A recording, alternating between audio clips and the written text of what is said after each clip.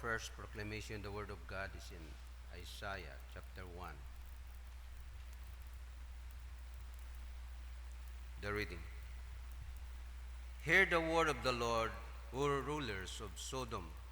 Give ear to the law of our God, you people of Gomorrah. Wash yourselves, make yourselves clean. Put away the evil of your doings from before my eyes. Cease to do evil.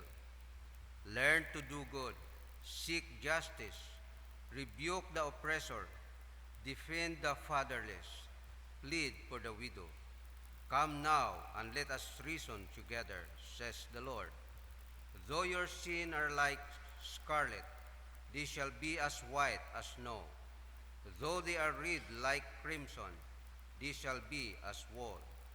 If you are willing and obedient, you shall eat the good of the land. But if you refuse and rebel, you shall be devoured by the sword. For the mouth of the Lord has spoken the word of the Lord. Please stand for our responsorial psalm. Our response. To the upright, I will shew the saving power of God. Together, to the upright, I will shew the saving power of God. I will not reprove you for your sacrifices or your burnt offerings, which are continually before me. I will not take a bull from your house, nor goats out of your folds. Response.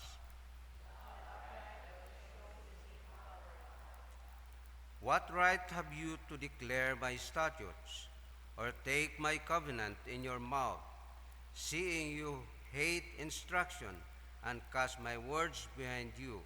Response.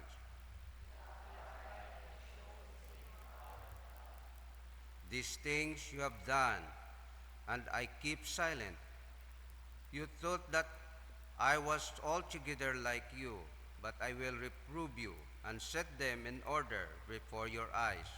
Whoever offers praise glorifies me, and to him who orders his conduct aright, I will shew the salvation of God. Response.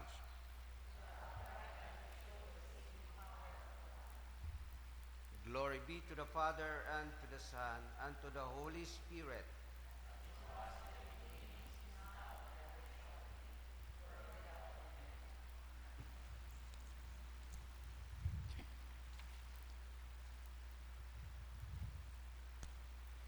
The Lord be with you.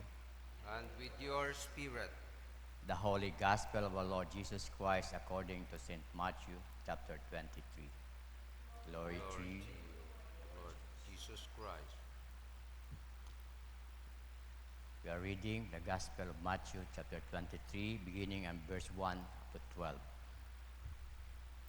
Then Jesus spoke to the multitude and to his disciples, saying, The scribe and the Pharisees sit in Moses' seat.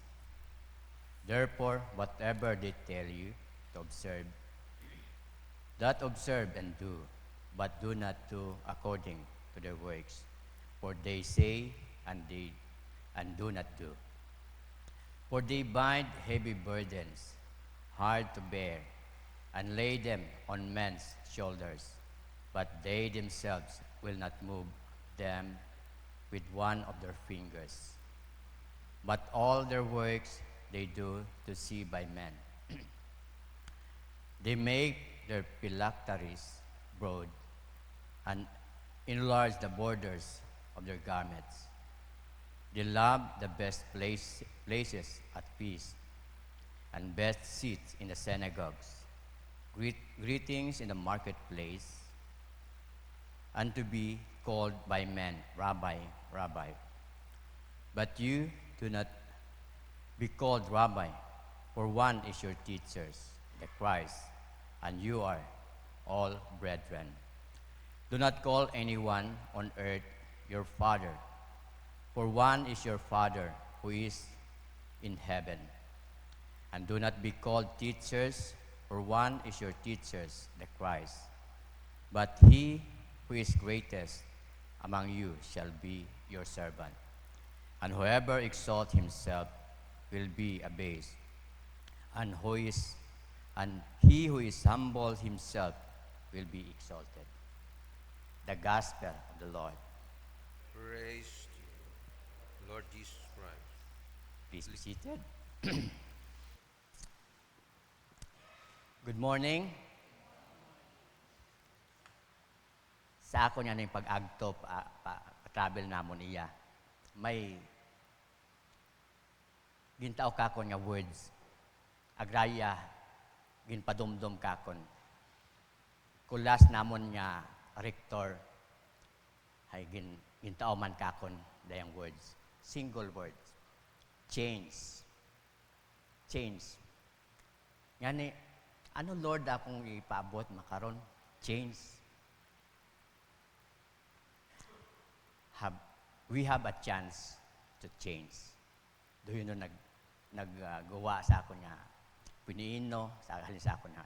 We have a chance to change. Likarangan ni sa ato nga gospel, abong mga points nga i-reflect sa ato niya life. Si Jesus nga ni, anang hambal, nga, the scribe and the Pharisees sit on the Moses seat. Doon naman ang ginaturo, ano ang ginahambal, atong obrahon, atong tumanon. Pero hindi man na pag-obraha, hindi man na pagsunda, saan na ginaobra. Agsayod naton kung ano mga Pharisees. Mayad sanda magaturo, expert sanda sa law. Eksperto gid sanda, pero they preach but they do not do. Di kaya natin napakita nga change nga ni. Bukod niya mang common as nagaturo, but daya gina taotanan katon or ginahambay kitanan katon nga. We have to preach, and what we preach, we do. Atong pagahebrahon. Action speak louder than words. Dahil aton yung ginambay kita, abo atong ginambay, pero waman naton yung inaobraha. Dahil pagpadumdum katon nga, bukod yamang kami yagatindog, yes, kaibahan ako kara. Dahil gahambay ako, kung amat, waman naton na tumana. Di kara makita naton nga, ako baga, pero akong ginahambay, nasundan ko at akong ngayawas. Daya ro mga gambayot, mga magugang. Sundi man at yawas sa imong man ang ginahambay. Daya, walk your talk. Na ano ko na kay Bishop. Walk your talk. Give action what you speak. Give action. Walk what you talk. Kasi kinahanglan naton di kara raya gusto padumdum katon sa atong Ginoo. Yeah. Kung hindi naton kaya tumanon atong atong paghahambal, hindi naton paghambal. Diba ga? Amen? Another, yung mga Pharisees, dahil mga danger nga mga attitude nga, yung mga Pharisees, mahilig nga, gina-praise sanda, ginadayaw sanda. Mayad katinggid, mayad. Ibutang, i-reflect man naton sa aton niya kabuhi. Namat, nagiging makaroon man na raton mga attitude or akong attitude but hambay ko nga ni change na naman. Hindi ko change. The Pharisees ginapadumdum katon ni Jesus nga hindi naton paghimuon. Dayabi nga mga Pharisees.